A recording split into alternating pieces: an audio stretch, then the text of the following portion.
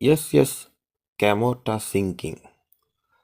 இது British India steam navigation company கப்பல் bay of Bengal பகுதியில் பயணம் செய்து கொண்டிருந்தது.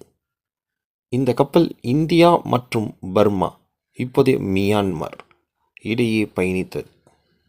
1902 ஏப்ரல் மாதம் இறுதியில் கடலில் திடீரென கடும் சூறாவளி உருவானது.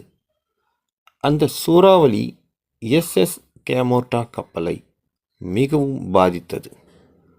அலைகள் உயரமாக எழுந்து கப்பல் கட்டுப்பாட்டை இழந்தது.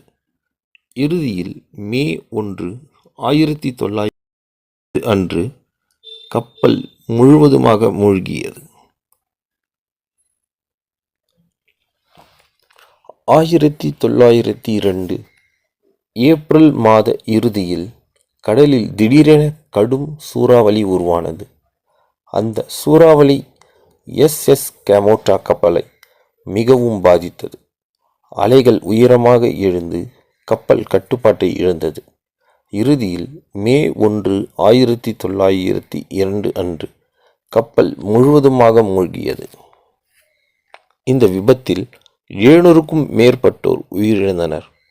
அதில் பயணிகள் மற்றும் கப்பல் பணியாளர்கள் அடங்குவர். இந்த சம்பவம் அந்த காலத்தில் மிகவும் பெரிய கடல் விபத்தாக கருதப்பட்டது.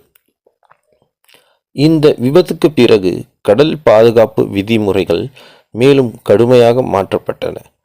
கப்பல்களில் தகவல் தொடர்பு மற்றும் பாதுகாப்பு வசதிகள் மேம்படுத்தப்பட்டன.